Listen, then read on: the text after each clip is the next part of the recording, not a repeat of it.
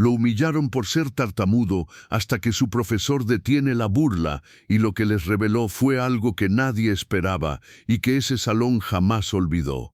Bienvenidos a El Renacer Estoico. Dinos de qué parte del mundo nos escuchas. Alístate para disfrutar del relato más impactante que vas a escuchar hoy. El salón de primero C no era simplemente un espacio de aprendizaje. Era un ecosistema hostil, un pequeño universo en donde las jerarquías se construían a base de gritos, risas crueles y miradas que juzgaban sin misericordia. En ese entorno, la razón no tenía cabida. La empatía era vista como debilidad, y el silencio, lejos de ser respetado, era un castigo reservado para los que no encajaban. Ahí, los débiles no eran ignorados, eran elegidos. Ser diferente era suficiente para volverse un blanco. Y ser nuevo era casi una sentencia. Cada mañana, al sonar el timbre, no se inauguraba una jornada de aprendizaje, sino una suerte de campo de batalla, donde la batalla no era física, sino emocional y psicológica. No había armas visibles, pero los cuchillos venían en forma de apodos, murmullos maliciosos y carcajadas sincronizadas. Y aunque los adultos transitaban por los pasillos, su presencia era apenas decorativa, los códigos del aula eran otros, y nadie que no estuviera dentro podía entenderlos del todo. Aquel lunes, el ritual del escarnio encontró un nuevo objetivo. La puerta del salón se abrió lentamente, y Diego cruzó el umbral con la postura de quien ha aprendido a temerle al primer paso.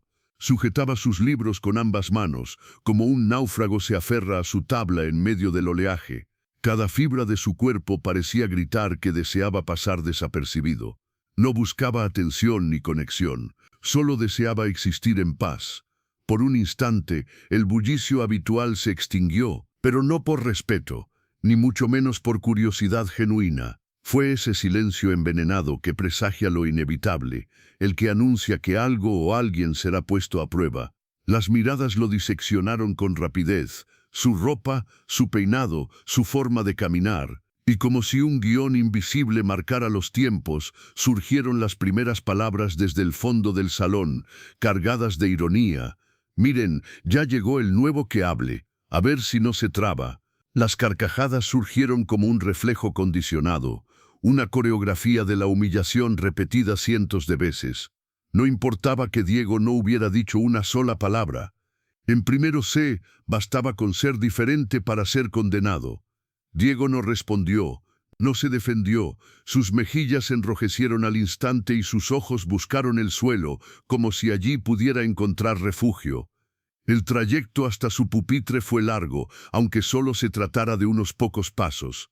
Se sentó en el rincón más alejado, junto a la ventana, tal vez con la esperanza secreta de poder escapar por ella, aunque fuera con la imaginación. Sabía que no era el primer día el que dolía más, sino todo lo que vendría después.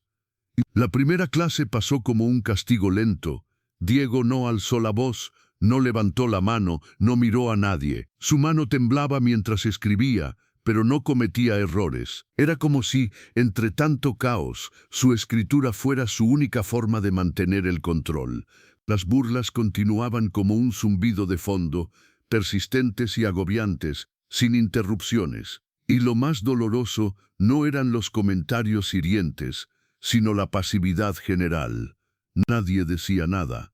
Ningún maestro intervenía. Ningún compañero se atrevía a mostrar un mínimo gesto de solidaridad.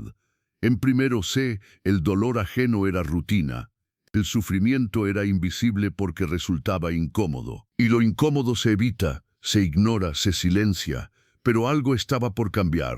En la segunda hora la maestra escribió con letra firme una palabra en el pizarrón. Español, un simple término, una materia más, dirían algunos.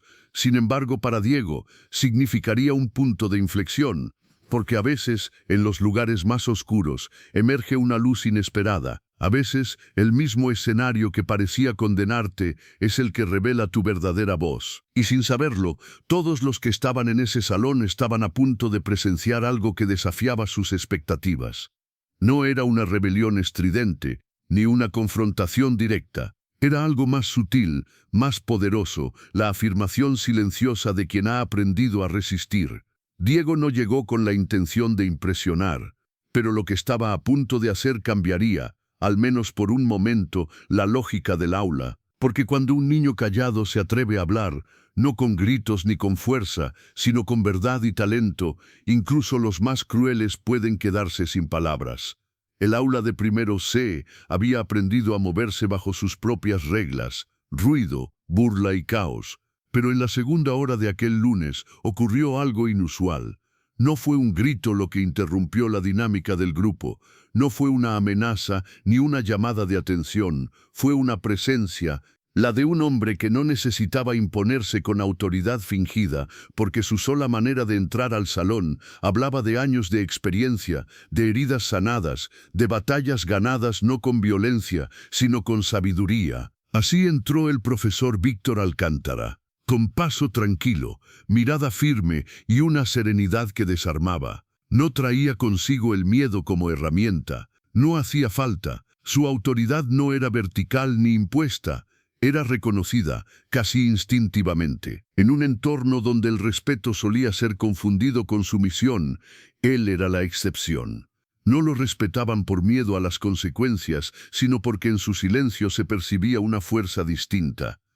La del que sabe cuándo hablar y cuándo simplemente estar.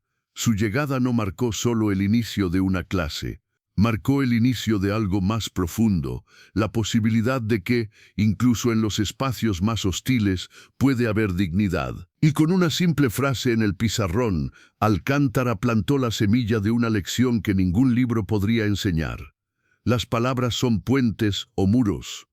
Esa frase quedó flotando en el aire. Fue una interrupción poética dentro del clima agresivo del aula. Nadie la entendió del todo, pero todos sintieron que escondía algo importante. Un mensaje que no era solo para leer, sino para experimentar. Entonces, como quien lanza un desafío sin levantar la voz, el profesor buscó un nombre en la lista. Diego Salgado, ¿te animas a leer este texto en voz alta, por favor? El tiempo pareció detenerse. Un segundo se volvió eterno. Todos sabían lo que podía suceder. El niño nuevo, el tartamudo, el blanco favorito, estaba a punto de ser puesto bajo los reflectores. No por crueldad del maestro, sino por una decisión que parecía simple, pero que para Diego era una cuesta empinada y temblorosa. Diego dudó, todo en su cuerpo gritaba no. El sudor le mojaba las palmas, los libros le pesaban como si estuvieran hechos de plomo. Y sin embargo, levantó la vista, y ahí encontró algo inesperado. Unos ojos que no exigían, que no presionaban, que no juzgaban, solo esperaban. Eran ojos que decían, puedes fallar, y no pasará nada. En un mundo lleno de exigencias disfrazadas de expectativas, eso era un regalo raro. Con un esfuerzo visible, Diego se puso de pie. Abrió el libro. Las letras le temblaban como su respiración. Y entonces, con un hilo de voz quebrada, comenzó a leer. Eran los tiempos de sombra. Las risas no tardaron, porque eso era lo esperado. Porque la crueldad se había convertido en rutina. Porque en el salón de primero C, la vergüenza era un espectáculo compartido. Una risa primero, luego otra. Una imitación cruel desde la primera fila. Un comentario sarcástico desde el fondo. Y después, una carcajada colectiva. El niño que se atrevía a hablar volvía a ser silenciado, como siempre, pero esa vez fue distinto. El profesor Alcántara no se quedó al margen, no pidió silencio de forma tibia, no restó importancia, no cambió de tema, hizo lo que nadie esperaba, golpeó el escritorio con fuerza, un solo golpe, que rompió el ritmo de la burla como un trueno parte el cielo, y con una sola palabra, suficiente, desmontó el teatro del escarnio. Se acercó a Diego con paso lento pero seguro. Lo miró no con compasión, esa que a veces humilla más que ayuda, sino con respeto. Luego se dirigió al grupo y habló no como un juez, sino como un hombre que conocía la herida desde adentro. Reveló entonces un secreto. Él también tartamudeó, también temió su propia voz, también fue Diego alguna vez. Compartió su historia sin victimismo, sin dramatismo barato. Contó cómo una frase le cambió la vida. No puedes controlar tu lengua, pero sí tu voluntad.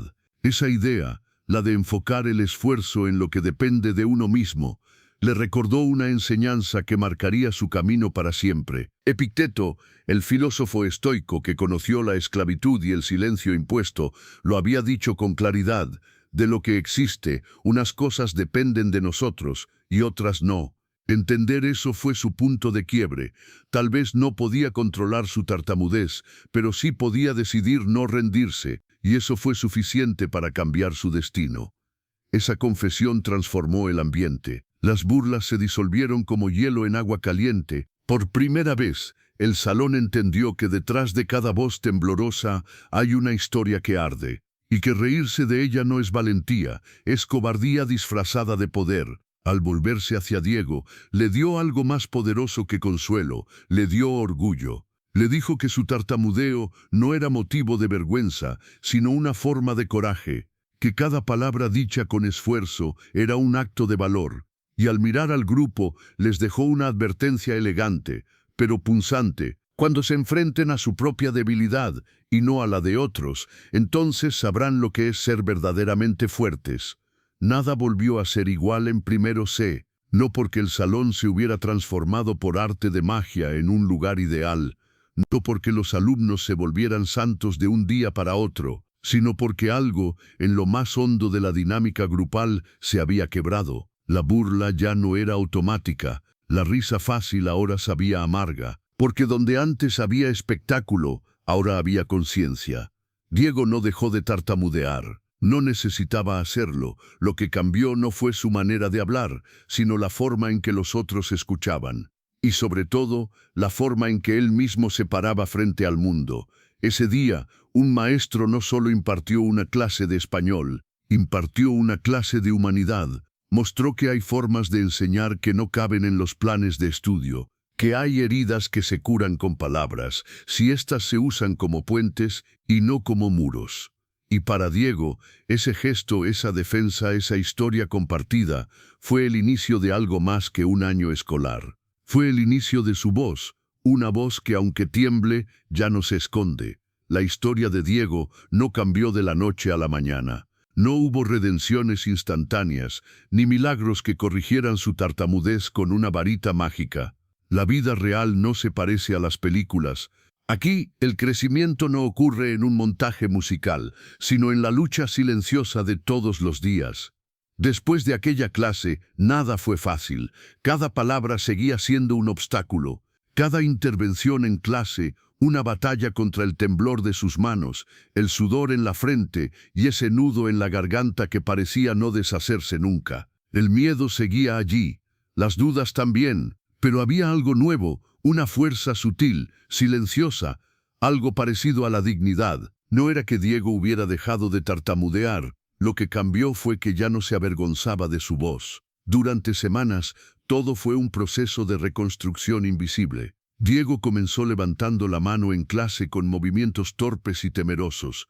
A veces lo hacía sin siquiera tener clara la respuesta, solo para demostrarse a sí mismo que podía. Al principio sus intervenciones eran breves, apenas un susurro, pero cada una de ellas era una victoria, un paso más en esa larga caminata que es el valor. Y con el tiempo esas pequeñas conquistas empezaron a transformarse en hábitos. Leer en voz alta ya no era un castigo, sino un ejercicio de presencia. Aunque sus palabras tropezaran entre sí, él ya no pedía disculpas, ya no se escondía tras el papel. Había aprendido que su voz no necesitaba ser perfecta para merecer ser escuchada. Ese cambio, aunque imperceptible para muchos, era evidente para quien sabía mirar. El propio profesor Alcántara lo notó. Cada vez que Diego hablaba, lo hacía desde un lugar más firme, no más fluido, pero sí más auténtico, más entero. Y entonces, cuando parecía que su historia ya había alcanzado su clímax, ocurrió lo impensable. Al iniciar el siguiente ciclo escolar, la dirección organizó un concurso de oratoria. Los maestros debían elegir a un representante por grupo, y fue entonces cuando ocurrió algo que nadie, ni Diego mismo, habría imaginado. Los compañeros de su clase votaron por él, no por lástima, ni como una broma cruel, sino con una sinceridad que sorprendió incluso a quienes lo propusieron. Habían aprendido algo viéndolo, que hay discursos más potentes en una palabra temblorosa que en 100 frases vacías. El día del concurso, el auditorio estaba lleno. Padres, maestros, alumnos, todos aguardaban con expectativa. Diego subió al estrado con el corazón latiendo con fuerza, el estómago revuelto y las manos ligeramente sudadas, pero con la cabeza en alto, apretó el micrófono, respiró hondo y con la misma voz que alguna vez fue motivo de burla, abrió su discurso con una frase que pareció perforar el silencio del salón. Durante mucho tiempo pensé que debía vencer mi tartamudez. Hoy sé que no, debo hacerla parte de mi historia. No hubo burlas, no hubo risas, solo un silencio profundo, reverente. Y luego un aplauso, primero tímido, luego ensordecedor, no por la perfección del discurso, sino por la verdad que lo atravesaba. Porque en un mundo que aplaude a quienes hablan fuerte, ese día se aplaudió a quien, con voz temblorosa, se atrevió a hablar. Porque en un mundo que celebra lo perfecto, se reconoció la belleza de lo imperfecto, de lo valiente, de lo humano. Porque en un mundo que nos dice que debemos cambiar lo que nos hace distintos, Diego mostró que a veces basta con aceptarlo y aún así avanzar. En un mundo que no siempre es justo, lo verdaderamente nuestro es cómo decidimos actuar. Diego eligió la valentía, el profesor, la empatía, y juntos nos recordaron que la grandeza no está en imponerse, sino en comprender. Gracias por acompañarnos en el Renacer Estoico. No te pierdas nuestro próximo relato. Un hombre adinerado se da cuenta de que su hijo ya creció y no compartió tiempo con él. Ahora intentará recuperar lo que el tiempo le arrebató. Una historia sobre arrepentimiento, redención y lo que aún puede salvarse cuando elegimos actuar con el corazón.